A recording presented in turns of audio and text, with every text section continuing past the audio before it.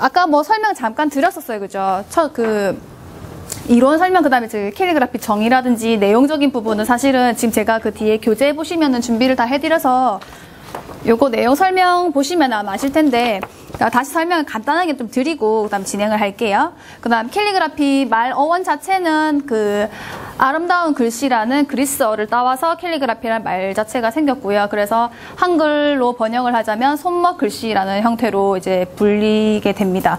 그다음에 폰트 형태가 아닌 손으로 직접 제작을 해서 그림 문자를 만드는 거기 때문에 조금 더 감성을 전달하는데 극적인 효과를 이렇게 낼 수 있다. 이제 그거 아시면 될 것 같고, 오늘 제가 준비해드린 재료는 지금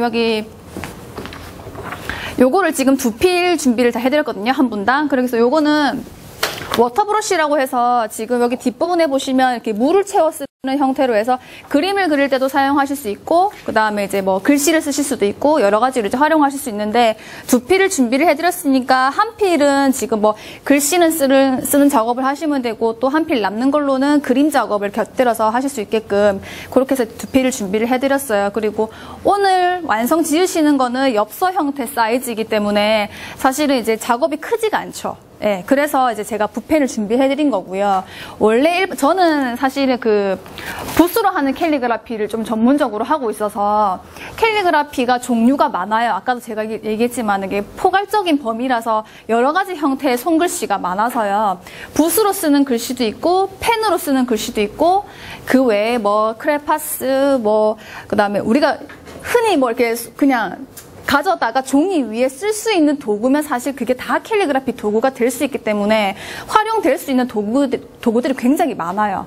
그래서 뭐 여러분들이 실생활에서 쉽게 접하실 수 있는 물건 가지고 얼마든지 대체가 가능하다는 걸 일단 말씀을 드리고 싶고, 오늘은 일단 진행하는 게 이 붓펜을 활용해서 액자 형태의 소품을 만들어가는 거를 수업을 준비를 했습니다. 그래서 여기 보시는 것처럼 붓과 먹을 이외로 다양한 도구들을 활용해서 작업을 하실 수 있는 점 아시면 되고요. 그 다음에 뭐 내면의 감정을 표출하는데 가장 적합한 표현 방법이다. 요거 아까 또 제가 말씀드렸죠. 말은 마음의 소리이고 글씨는 마음의 그림이다. 오늘 여러분들이 가지고 있는 소양이 이 작품에 그대로 반영이 될 거예요.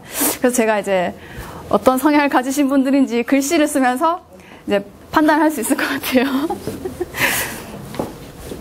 자, 그래서 제가 교재를 지금 보여드리면 우선 제일 첫 번째 기본으로 이제 해야 되는 것들이, 우리가 지금 당장에 글씨를 쓰는 훈련을 해서 바로 창작물이 딱 나오면 좋겠지만, 기본적으로는 이 붓이 가지고 있는 이 도구에 대한 이해가 필요해요. 그래서 지금 요거 빼가지고 한번 이렇게 뚜껑 열어가지고 한번 보실래요? 보시면 우리가 흔히 그냥 이렇게 붓이라고 얘기하는 그것의 이제 형태를 띠고 있기 때문에 지금 보시면 붓이 한 올 한 올 이렇게 뭐가 다 살아있어요. 그래서 제가 펜 도구와 우리 일반적으로 그냥 쓰는 형태의 뭐 매직이라든지 뭐 마커라든지 펜이라든지 그런 여러 가지 이제 펜 도구들 있지 않습니까? 그 도구들하고 붓이 가지고 있는 차이점이 뭐가 있죠? 뭐가 있을 수 있죠? 딱히 떠오르는 게 없으신가요? 일반적인 펜은 필압을 움직일 수가 없어요.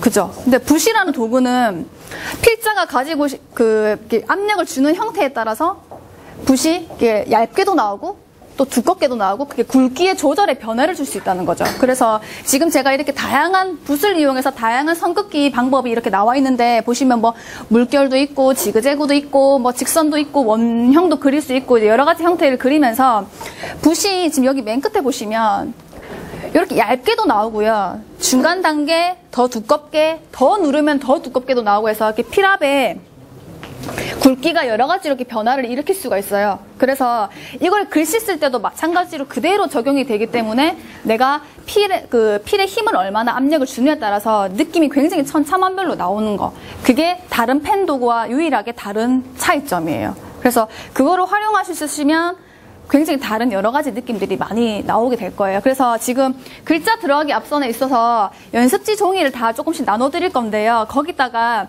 요거를 가지고 그걸 가지고 요거를 이제 제가 물감을 또 형태 다 나눠 드릴 거거든요. 그래서 팔레트에다가 색감 묻히셔서 연습지 종이에다가 요거를 이렇게 한번 일단 그냥 붓을 한번 이 붓이란 도구 자체를 이해해보는 게 필요하니까 한번 뭐 선을 그어보다든지 다양하게 지금 여기 앞에 나와 있는 형태대로 그어볼 거예요. 그렇게 해서. 자, 그 다음에 여기 선긋기 훈련을 일단 기본적으로 여러 가지 획을 그냥 그으시면서 붓에 대한 이해가 좀 필요하니까 다양하게 한번 훈련을 해보시고요. 필압 조절도 한번 해보세요. 내가 힘을 약하게도 줘보시고 힘을 더 두껍게도 줘보시고 그죠? 그 다음에 뭐 약했다가 점점 이렇게 필압이 두꺼워지는 형태의 획이 나올 수도 있고 그죠? 획이 뭐 웨이브가 질 수도 있고 그런 형태의 느낌을 여러 가지로 그 필의 압력을 한번 느껴보세요. 그런 식으로 해서 일단은 붓이 가지고 있는 특징을 이해를 하셔서 쓰실 수 있으셔야 돼요. 색감 묻히셔가지고 하셔도 돼요. 요거는 지금 여러분들 사용하시는 그 붓 같은 경우에는 뒤에 꽁지 부분에 물이 들어가 있어서 이렇게 몸통 부분을요 펌핑 하시면 물이 흘러나와요. 그래서 물 조절을 하실 수 있거든요, 쉽게. 색깔 같은 것도 섞어가지고 쓰시면 되고, 제가 나중에 이제 붓 쓰시고 나서 이렇게 조금 헹궈서 쓰시는 부분도 필요한데, 제가 이제 물통 같은 거 안 나눠드려서 물티슈 대용으로 준비를 해드릴 테니까, 그렇게 해가지고 색감을 다양하게 한번 써보는 걸로 할게요. 자, 요 훈련이 어느 정도 되고 나면, 그 뒤에 교재 부분 뒷장을 넘겨보시면, 자, 여기 보면 이렇게 꼴이 여러 가지가 이렇게 나와 있거든요.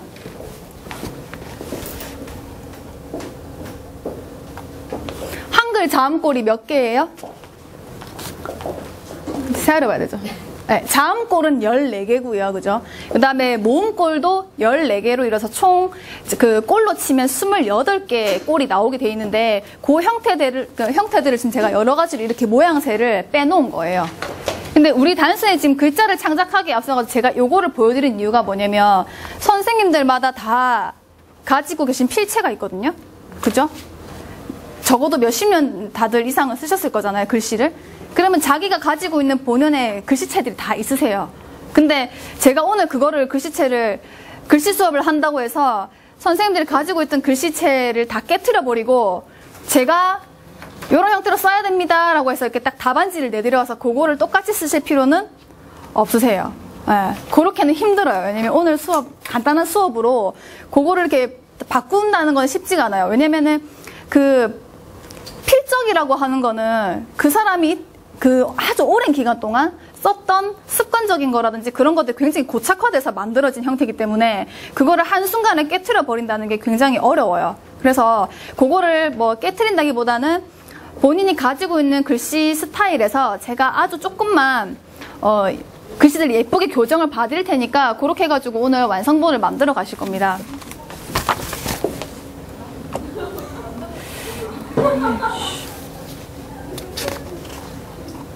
자, 붓 써보니까 다들 어떠세요? 선생님, 이렇게 원이나 이런 모양을 할 때 네. 중간에 멈추지 않고 계속 다 해야 되나요? 예, 멈추지 않고 갈 수도 있고, 예, 끊어서 갈 수도 있죠. 계속 이렇게 자, 이거 한번 보세요. 해야 되는지. 붓이라는 게요, 아까 제가 얘기했지만 필압을 움직일 수 있는 도구라고 했으니까, 예를 들면 제가 지면에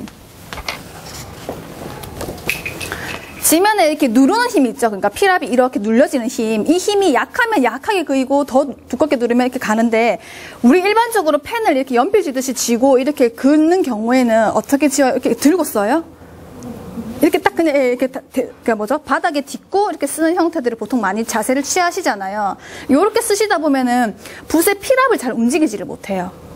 그죠? 근데 붓을 보통 이렇게 떠 있으면 우리 서예 형태의 이렇게 그 글씨 공부하실 때 보면 붓을 이렇게 지면에서 직각구도 형태로 딱 세워가지고 글씨 쓰시잖아요. 그게 그냥 단순히 뭐 꼭 무조건 그렇게 해야 되니까 그런 자세를 취하는 게 아니라 붓이라는 도구를 가장 효과적으로 운용하는 방법 중에 그 자세를 취하면 다양한 운용법이 나오기 때문에 그 자세를 취하는 거예요. 그래서 지금 쓰실 때도 보면 뭐 단순히 펜이라고 생각하실 수도 있겠지만 이걸 붓이라고 생각을 하게 된다면 이 붓을 이렇게 딱 딛고 쓰지 마시고 일으켜서 쓰셔가지고 필압을 느껴보세요. 힘을 덜 주고 힘을 더 주고 눌러보시고 띄워보시고 그런 식으로 해서 그 압력을 잘 느껴보셔야 돼요. 자, 여러분들 지금 선긋기 다양하게 해보고 계시는데 자, 그죠? 뒷장 한번 넘겨볼게요. 네. 이제 어느 정도 붓이라는 도구를 살짝 감을 좀 익히셨을 거예요. 그죠? 그러면은 지금부터 연습하셔야 되는 게 뭐냐면 지금 이렇게 앞에 지금 띄어져 있는 화면처럼 꼴이 다양한 꼴들이 있어요. 아까 얘기했지만 자음꼴이 14자음꼴이 있고 모음꼴이 14모음꼴이 있어요.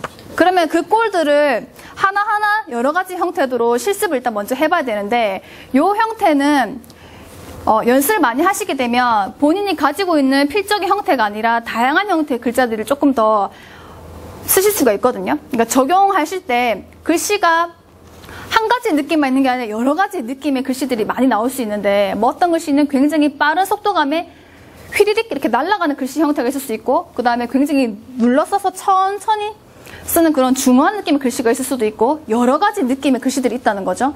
그 글씨마다 꼴들이 다 똑같지는 않을 거잖아요. 그죠? 그래서 일단은 먼저 1차적으로 다양한 꼴을 먼저 익히시는 게 나중에 글자 창작하실 때 도움이 많이 돼요. 그래서 지금 여기 유인물 나와 있는 것처럼 그 형태대로 글자 꼴을 다양하게 익혀보시는 훈련도 나중에 창작하실 때 도움이 되니까 해보시면 좋을 것 같아요.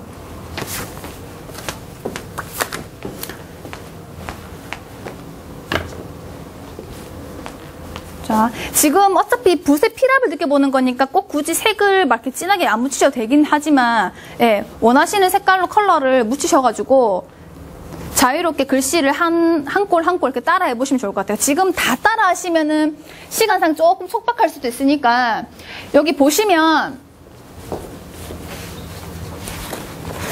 여기 여러분들이 일반적으로 쓰는 글자들이 다 있나요? 잘 안 쓰는 꼴들도 분명히 있을 거고요. 그 다음에 필력이 좀 어렵다고 생각하는 꼴들도 분명히 여기 안에 들어가 있을 거예요. 그래서 뭐 조금 어렵다고 생각되는 꼴이나 좀 변화가 있구나 생각되는 그런 꼴들을 중점으로 더 연습을 한번 해보세요. 따라서 한번 써보세요.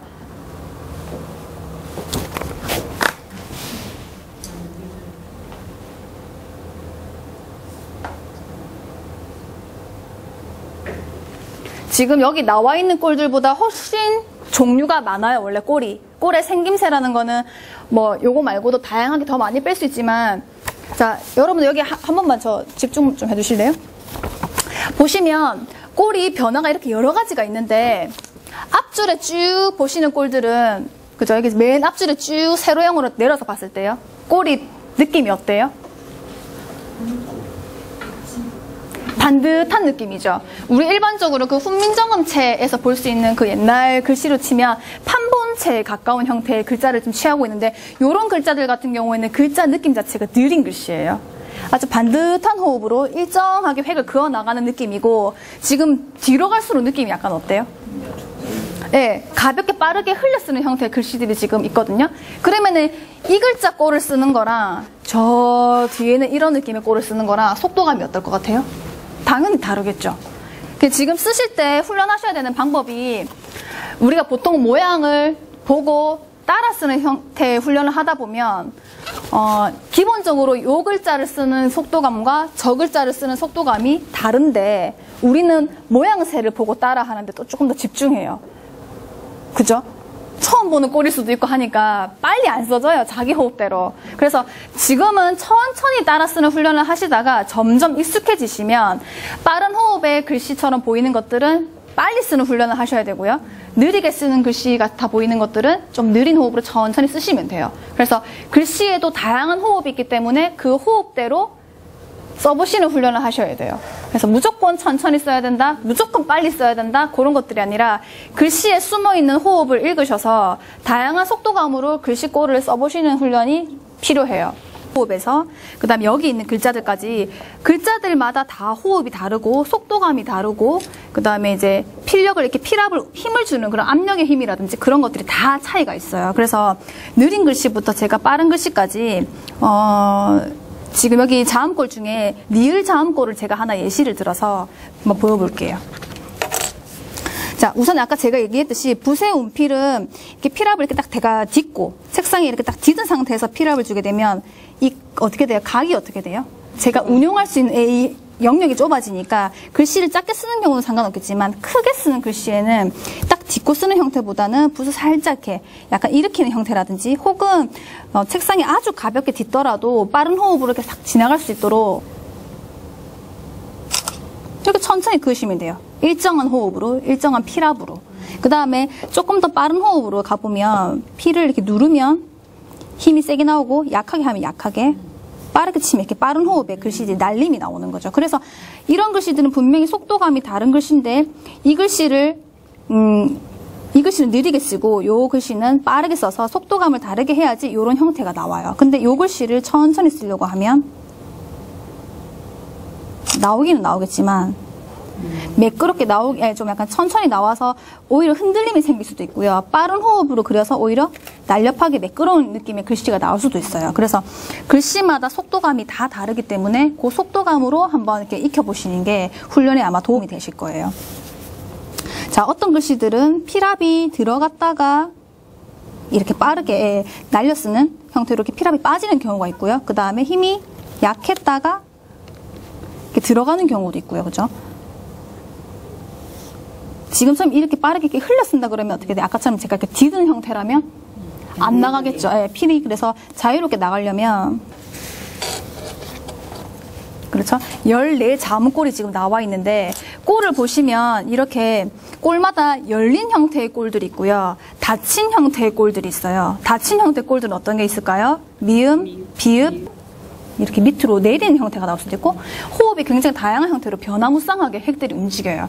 근데 닫힌 골들은 문을 닫아줘야 돼요. 그렇기 때문에 이런 열린 골처럼 다양한 형태의 글자들이 나오기가 조금은 한계가 있어요. 쉽지 않아요. 그래서 비읍도 마찬가지. 비읍이면 문을 닫아줘야 돼요. 무조건. 그래서 뭔가 열린 형태의 골처럼 만들려면 물론 한글 자음골이 이렇게 한 가지 특징을 가지고 있어도 여러 가지 형태로 변형이 가능해요, 사실. 그래서 우리가 보통 이제 한자를 쓸 때도 획수원이 있고, 그죠? 그게 정해져 있잖아요. 그러면 비읍을 쓴다 그러면은 하나, 둘, 셋, 넷, 4획으로 이루어진 글자란 말이에요, 골 자체가. 근데 우리가 변형을 하면 하나, 둘, 뭐 아니면 하나, 둘, 셋. 이런 식으로 획순의 변화도 생기게 되고 꼴에 분명히 변화가 생기면 그리는 그 획 느낌이 달라지기 때문에 그런 거 변화를 주시는 건 상관이 없지만 가독성을 해치지 않는 상태에서 획을 내가 하나를 줄이든 두 개를 줄이든 비읍처럼 읽혀야 돼요. 그러니까 꼴에 변화를 주시더라도 글자가 읽히는 데는 문제가 없는 상태에서 다양하게 변화를 줘보시면 돼요. 비읍은 사실 아까 얘기한 것처럼 닫힌 꼴이라고 얘기를 드렸지만 닫힌 꼴을 열린 꼴처럼 만들어내려면 하나, 둘, 셋 시원하게 이렇게 획을 맨 마지막을 뻗친다든지 혹은 하나, 둘 이렇게 해서 뭔가 열린 골 형태처럼 만들 수는 있어요, 물론. 근데 보통 기본적으로 열린 골의 형태를 취하고 있지 않기 때문에 닫힌 골은 조금 그런 형태가 잘 안 나와요. 그래서 그런 변화를 많이 알아두시고 연습하실 때 아무래도 다양한 창작 형태가 나오려면 닫힌 골보다는 열린 골. 열린 골이 훨씬 더 다양한 형태의 재미난 골들이 많이 나오게 돼 있어요. 그래서 연습하실 때도 지금 보시면 리을골, 그 다음에 시옷은 보통 이렇게 우리 한글이 아주 기본적인 구조를 가지고 있으면서도 왜 굉장히 우수하다고 하잖아요, 한글이. 왜 그러냐면 단순한데 굉장히 복잡한 형태의 글자들까지 다 만들 수 있다는 게 굉장히 특징 중에 하나예요. 그래서 기역 있으면 요거를 반대로 거꾸로 뒤집으면 니은이 되는 거고요. 니은에 획을 하나 붙이면 디귿이 되고요. 얘를 하나 더 뒤집어서 또 만들어주면 리을이 되고 그런 형태를 가지고 있어요. 미음을 가지고 있으면 거기서 획 하나만 좀 더 뻗으면 비읍이 되고 시옷이 있으면 시옷에서 획 하나 만들어서 지읒이 되고요. 삐침을 하나 더 만들어서 치읒이 되고요. 이런 형태들을 취하고 있거든요. 그러니까 기본적으로 가지고 있는 꼴 형태는 굉장히 기본적인 단순한 형태를 가지고 있는데도 불구하고 우리가 읽히는데 한글은 굉장히 그죠? 뭐 읽을 수 있는 소리 형태가 다 소리 글자거든요. 소리 문자거든요. 한글은. 그 형태가 다 읽혀지는데 문제가 없을 정도로 다양한 글자들을 조합해서 만들어낼 수 있다는 게 가장 큰 특징 중에 하나예요. 그래서 연습하실 때는 어찌됐든 닫힌 꼴도 중요하지만 열린 꼴 형태에서 이렇게 다양한 형태의 글자들이 나올 수 있도록 훈련을 하시면 되고 자음 꼴은 이제 요까지 하고요. 넘어가시면 이제 모음 꼴이 나와요. 그죠? 모음골 이렇게 나오는데 모음골도 제가 14모음골이 나온다고 했었는데 지금 그렇게 안 나왔죠. 여기서 이제 파생돼서 나와요. 뭐 여기 여에서 이가 덧붙어서 얘가 나온다든지 뭐 애가 붙는다든지 뭐 그런 식으로 해서 더 파생되면 한 14모음골 정도가 나오거든요. 그래서 모음골 같은 경우에는 보통 우리가 천지인이라고 하는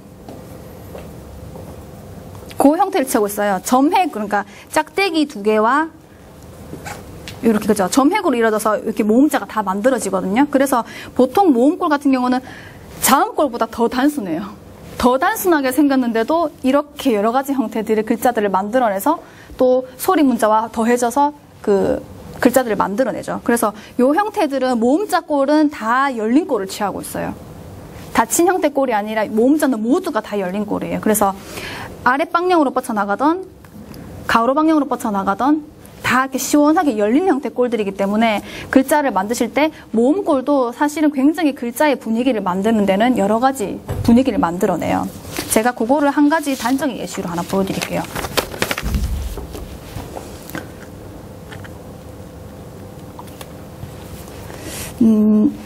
꽃이라는 글자를 한번 써보려고 하는데요. 한글이 가지고 있는 또 다른 그 특징 중에 하나가, 큰 특징 중에 하나가 자음꼴이 있으면 우리는 그 쌍자음, 쌍받침이라고 하는 것도 있어요. 그러니까 저기 지금 제가 앞에 저기 그제 꽃을, 다양한 꽃을 지금 표현을 했는데 여기 나와 있죠. 꽃이라는 글자를 써볼 건데 자, 이런 형태가 있죠. 여기 보시면 지금 이렇게 10가지의 꽃을 제가 샘플로 지금 샘플링을 했는데 모양이, 느낌이 다 다르고요. 모양이 다르다 보니까 글자가 가지고 있는 느낌도 다 달라요. 그죠? 그래서 당연히 느낌이 다른 꼴이 붙었기 때문에 속도감도 호흡도 다 달라요. 느린 호흡의 글자들이 있고요. 굉장히 빠른 호흡으로 날려 쓰는 글자들도 있고요. 그죠? 거침없이 한행으로 쭉 연결해서 쓰는 호흡도 있고요. 다양한 호흡이 있을 수 있어요. 그리고 이제 그 느낌들을 제가 표현을 한번 해볼게요. 아까 모음자는 그 글자의 분위기를 잘 만들어낸다라고 했던 게 어떤 부분이냐면, 지금 모음자를 이렇게 제가 약간 이렇게 딱딱한 형태, 직선적인 느낌으로 표현을 했거든요. 그 다음에 하나는 제가 이렇게 뭔가 유한 느낌을 줬어요. 그죠? 이런 식으로. 요 꽃이랑 요 꽃이 느낌이 달라요. 뭔가 이렇게 뾰족뾰족한, 가시 돋친 뾰족뾰족한 그런 꽃을 표현할 수 있고, 아주 유려한 느낌의 부드럽고 여성적이고 그런 유려한 미가 많이 느껴지는 꽃처럼 보여지는 거죠. 근데 모음꼴이 여기서 이 느낌에서 딱딱한 느낌 있죠. 지금 제가 다른 부분은 다 똑같이 썼는데 요 모음꼴이 이렇게 부드러운 느낌과 딱딱한 느낌으로 조화를 줬을 때 느낌이 어떻게 딱 만들어져요? 경직돼 보이거든요, 글자가. 그래서 모음꼴도 다양한 형태로 변화를 주시게 되면 자음꼴뿐만 아니라 모음꼴에서 변화해서도 글자의 분위기를 만들어내는데 역할을 해요. 지금 제가 샘플 예시로 뭐 꽃도 있고 별도 있고 다양한 형태의 글자들이 많은데 요런 형태들로 글자를 제가 이렇게 제시 단어를 드려볼 테니까 여러분들이 일단은 아주 긴 장문을 쓰시기 이전에 글자를 이렇게 여러 가지로 틀어서 변형을 한번 줘보는 거를 훈련을 해볼까 해요. 근데 여러분들이 보통 틀이 갇혀있는 글씨들을 많이 쓰시거든요. 꽃이라는 거를 표현했을 때, 그죠? 지금 제가 사각박스 틀을 하나 가이드로 가상으로 하나 만들었는데요. 여기 안에 글자를 쓰다 보면 보통 우리가 이렇게 많이 써요. 아주 그냥 반듯한 형태의 글자들이죠. 근데 이렇게 쓰는 글자들이 나쁜 건 아니에요. 근데 재미가 없어요. 글자들이 딱 갇혀 있어요. 그리고 집 나가면 안 돼 라고 이렇게 딱 틀 안에 갇혀 있잖아요. 근데 이 틀 안에 갇혀 있는 글자들을 조금 더 깨트려서 자유분방하게 네 느낌대로 이 글자가 가지고 있는 느낌을 살려서 틀을 한번 깨보는 거예요. 그럼 단순히 그럼 틀을 어떻게 깨느냐라고 또 질문을 하시면, 지금 이렇게 틀 안에 그 박스 안에 지금 글자가 갇혀 있잖아요. 이 글자들을 조금 더 집을 나가게 만들어주는 거예요. 그러면 어떻게? 우리가 보통 이렇게 쌍기역이라고 붙어있는 요 형태들도 글자를 높낮이 변화를 줄 수도 있고요. 크기로 변화를 줄 수도 있고요. 그 다음에 얘도 이렇게 집을 더 길게 되게 나갈 수도 있어요. 이런 식으로 변화를 주셔서 틀이 만약에 이렇게 있다 그러면 지금 요렇게 틀을 벗어나고 요렇게 틀을 벗어나고 요렇게 틀을 벗어나는 형태들로 해서 글자들을 우리 너무 이렇게 우리 안에 가둬두지 말고 조금 더 자유분방하게 한번 만들어 보자는 거예요. 글자가 가지고 있는 이렇게 비율을 깨트려도 훨씬 더 모양새가 다양하게 많이 나오고. 아니, 요렇게 이렇게. 전체적으로. 그런 거 같아요.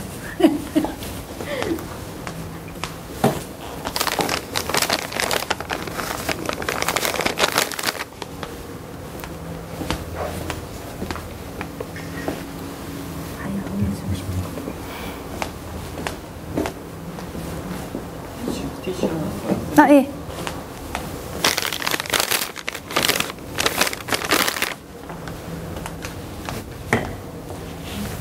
이거 한 사람이 다 거든요.